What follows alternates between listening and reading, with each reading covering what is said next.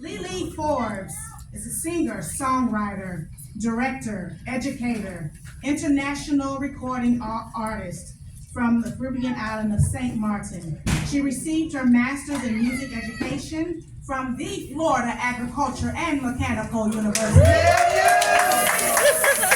And Monica R. Woods is also a director performer. She is from Pensacola, Florida, and she received her degree in theater performance and African American studies from the Florida Agriculture and Mechanical University.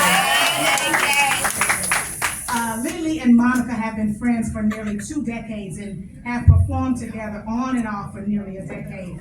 They believe that the African tradition of storytelling is an art form that is both educational and transformative. The stories are a part of who we are, and if we lose them, we lose ourselves in our history. We are also so grateful to have our guest percussionist here, Brother Kent Lanier. Although he resides here in Pensacola, he's originally from Ananzi, Alabama. And if you ask him about his humble beginnings in terms of the percussion, he said it started all with pots and pans. But we know him to be humble, and he faithfully serves here at the church. He faithfully studies the Word of God, and he gives it to us very well. We learn from you, and we are blessed that you're here to share your gifts with us as well. So now, coming to the stage, Talk That Talk. Talk that talk. Greetings. It's so lovely to see all your nice faces in the place. Now I want you to help me out a little bit as we take all the food out of the system and give us a little bit of energy. So do me a favor, put your hands together like this, please. All right. Hey, now this is a very traditional greeting song all the way from Jamaica. But you know how in the Caribbean we always taking each other's stuff. So I know how you mind now, okay? It goes like this, okay? Tis long time that we never see you. Come let me hold your hand. Tis long time that we never see you. Come let me hold your hand.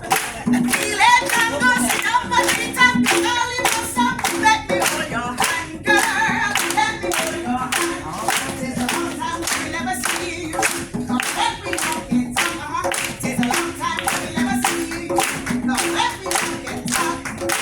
Feel it, tango, sit up and eat up. Girl, you know something. Let me hold your hand, girl. Let me hold your hand. Tis a long time that we never see you. Come let me feel and turn. Tis a long time that we never see you. Come let me feel and turn. Feel it, tango, sit up and eat up. Girl, you know something. Let me hold your hand, girl. Let me hold your hand. Let me feel and turn. Let me hold your hand. Hold your hand, girl. Let me feel and turn. Let me hold my down. Hold your hand, girl. Let me feel and turn. Let me hold my down. Hold your hand, girl. Let me feel and turn. Let me hold my down. Hold your hand, girl.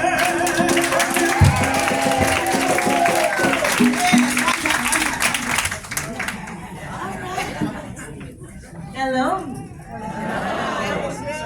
Since the beginning of time, there have been tellers of stories and listeners to hear.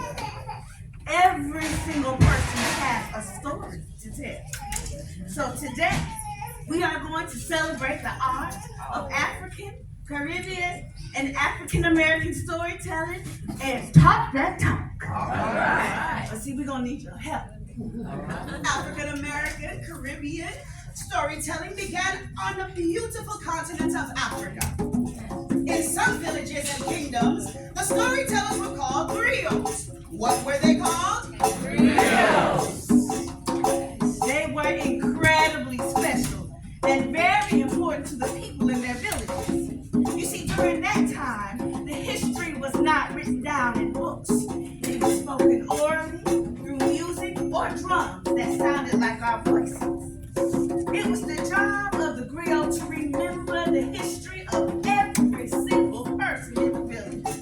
Some people even consider griots magical because they were walking libraries. At night, the children of the village would gather around the griot, and he or she would tell them stories about how the world was created, or about the time when animals could walk and talk, and when people could fly like birds.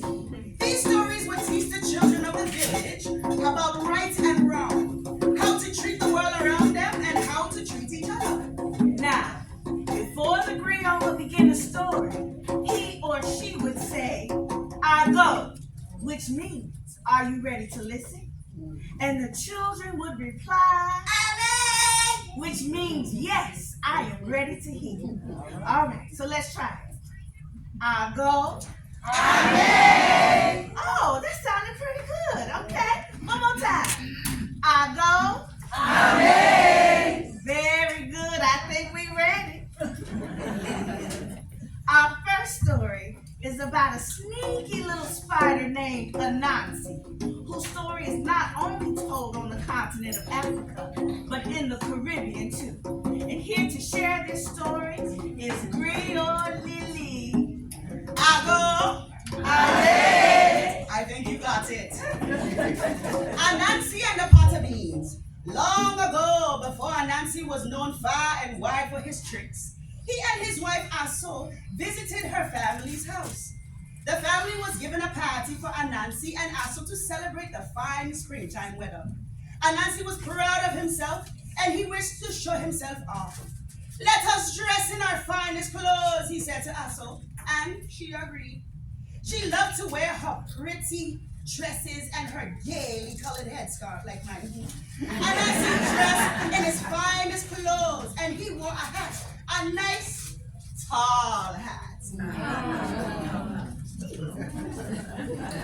I think I look important in this hat, he said to Aso, and she agreed. So off they set to her parents' house, and when they walked in, all the guests turned and smiled and gasped. They were impressed indeed.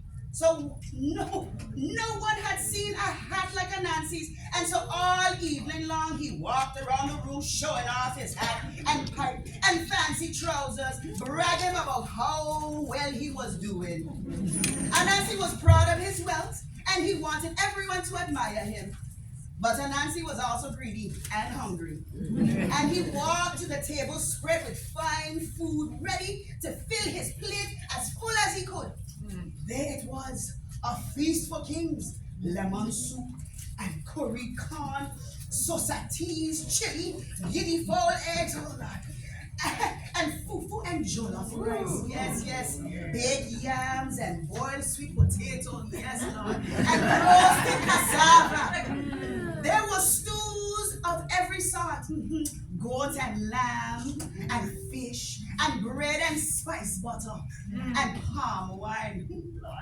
Ananzi ate and ate until his stomach was so full he couldn't eat another bite. But something was wrong. Ananzi scratched his head. Where are the beans? He whispered to Aso. You see, Ananzi loved hot beans more than anything else in the world. I don't see them, Aso whispered. But there's plenty of other food to eat, my dear. Ananzi ate another helping of fish and another yam, and still he craved those nice hot beans. Then he began to wonder. His father-in-law knew he loved hot beans. Why would he neglect to serve them? Perhaps he was hiding them from me. Ananzi sniffed the air. He sniffed again. Excuse me, he said to his father-in-law, but do you think I could step outside to catch a breath of air? Of course not, his father-in-law said. But this was a trick. He had no intention of walking outside. He just wanted to sneak inside the kitchen, and the way outside was through the kitchen. Off he walked, and sure enough, he caught a whiff of something. Yes, he said under his breath. There was the pot of beans all boiling on the stove. He hiding them from me. Ananzi said to himself, how dare he try to keep me from the beans? Actually, his mother-in-law had just forgotten to serve them. And so, checking to make sure no one was watching, Ananzi found a satchel and filled it with spoonfuls and spoonfuls of beans.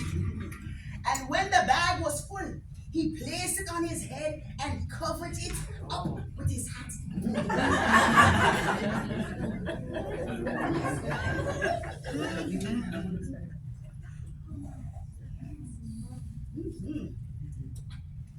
When the bag was full, yes, Ananzi, with those beans buried beneath his head, walked quickly back into the party. So, he said to his wife, I think it's time for us to leave. But Ananzi, this party's in our honor. So argued. Then her father announced to everyone, I wish to make a speech. Please, everyone gather around. Ananzi's father began to talk. I want to say how proud I am of my fine son-in-law, Ananzi. He is good to my daughter, and he is good to me and to my wife. And we wish everyone to know how fortunate we feel to have such a fine son-in-law. That's nice, Ananzi said. But his head was sweating. Those bees were hot. Thank you. I know. We'll leave, he said. But his father-in-law waved, no, not yet. Don't leave. I have so many things to say. And everyone began to clap. More. But now Nancy was really worried. For those bees were burning his head, and sweat began to pour down his face. Thank you, said Ananzi. But you've already said more than enough. Never, said his father-in-law. There aren't enough fine words in the language for praising my fine son-in-law. More, everyone cried. More. Yes, more. But now Ananzi was in serious pain. And so he tried to lift the hat a little bit to let some fresh air in. And when he did, the bees down his head, outside his handsome trousers, and finally shut all down his sandals. But what is this? His father-in-law cried at the sight. Are you a thief? Thief, everybody cried. Ananzi ran up the door with his wife running behind him. Ananzi's a thief, everyone cried. And ever since that day, Ananzi's head was bald. A symbol of his greed. A story. Let it come, let it go.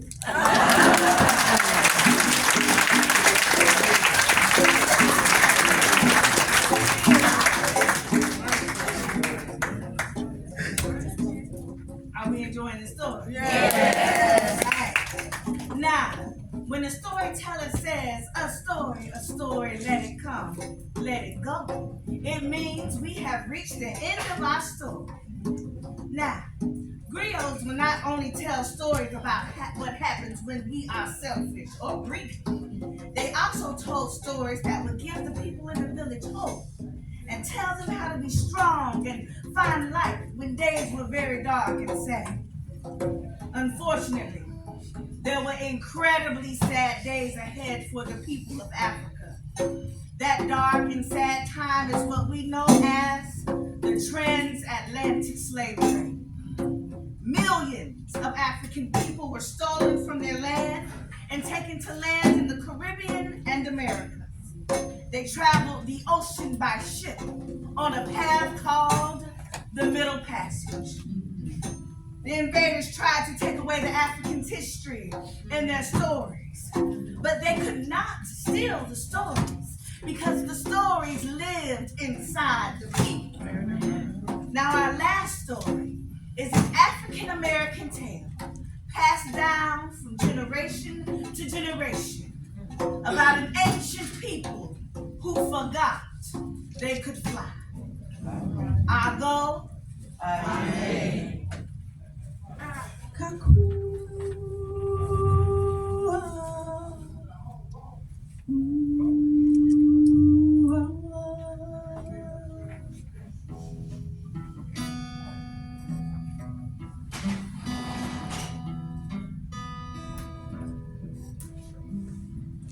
Free bird leaves on the back of the wings and floats downstream till the current and and dips his wings in the orange sun rays and dares to tame the sky.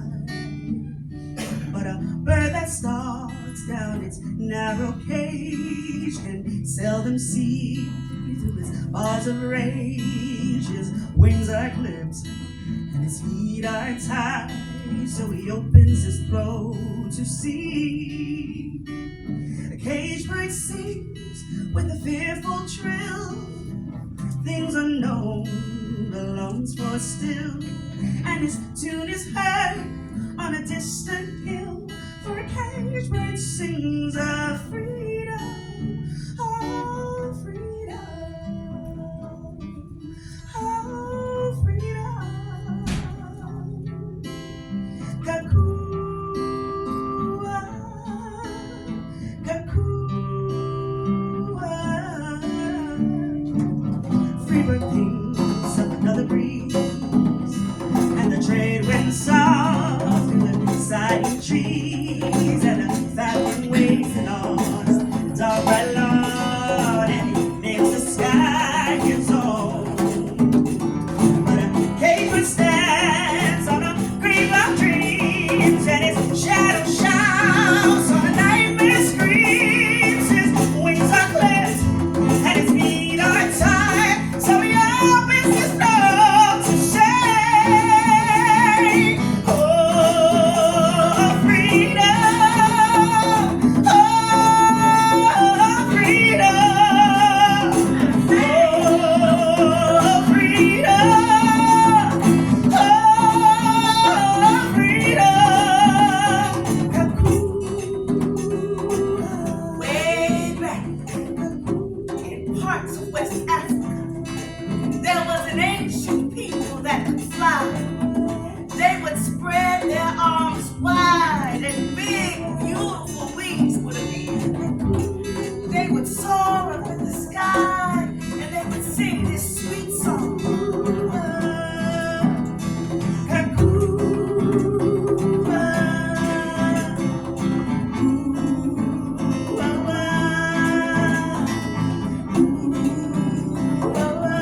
you all try that?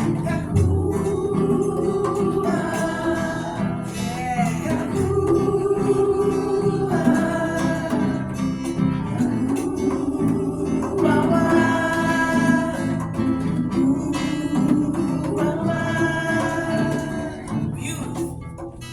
They would pick berries from the trees and they would soar around the skies as they pleased. And everything was in its place. Until one day, some invaders came with a plan to steal all the resources from the land. And in time, they grew very greedy, and they even stole the people. Chained them up one by one and two by two. Most of the flying Africans forgot what they could do.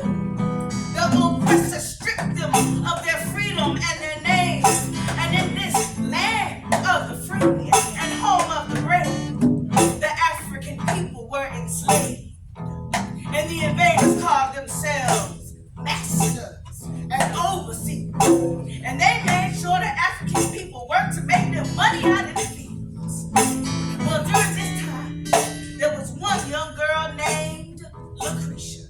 Now, what was her name? Lucretia. All right, you still with me? Now, Lucretia was a wise young girl, and she had been sold away from her mother and was living on a different plantation with the elders. Now, the elders taught her lessons, and they told her stories all the time. Now, some of the elders were very sad and very angry, and they wanted to give up.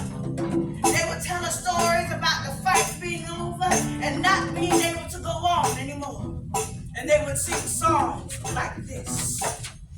Soon I will be done with the troubles of this world. Troubles of this world. Troubles of this world. Soon I will be done with the troubles of this world. Going home to live with.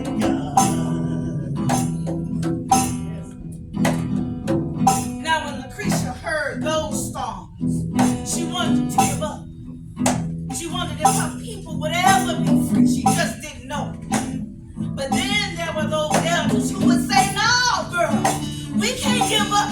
We got to be angry. We got to fight. And they would sing songs like this. Hold on, just a little while longer. Hold on, just a little while longer. Hold on, just a little while longer. Everything is gonna be alright. Fight on, just a little while longer. Fight on, just a little while longer. Fight on, just a little while longer. Everything is gonna be alright. Now, when Lucretia heard those songs, she wanted to fight. But that wasn't good enough. Because the oppressors had these whips and they would keep her down. And she didn't want to go out that way either. But then she took to the elders who would tell her stories about home. They would tell her about the richness of her homeland. They would tell her stories about her people and how they used to fly. And on those nights, when Lucretia heard those stories, she would have these dreams, these sweet dreams where she would fly. And in those dreams was the first time she would feel a sense of freedom. She would have those dreams night after night. And over weeks, she would not only feel her freedom, but the freedom of her children and her children's children. But one day, she was very ill, and she could not work as hard as she used to. She was out there on the plantation giving her very best, but just couldn't seem to get it together. Well, the oppressor came over to her, and he began to yell at her. And all the other enslaved Africans gathered around trying to help the young girl. But he pulled out his whip, and he began to whip her and whip her. And as she fell to her knees, she closed her eyes, and she thought of the dreams that she had in the night before. She could feel the stories of her people in her body. And with the little strength she had left, she began to call out very sweetly.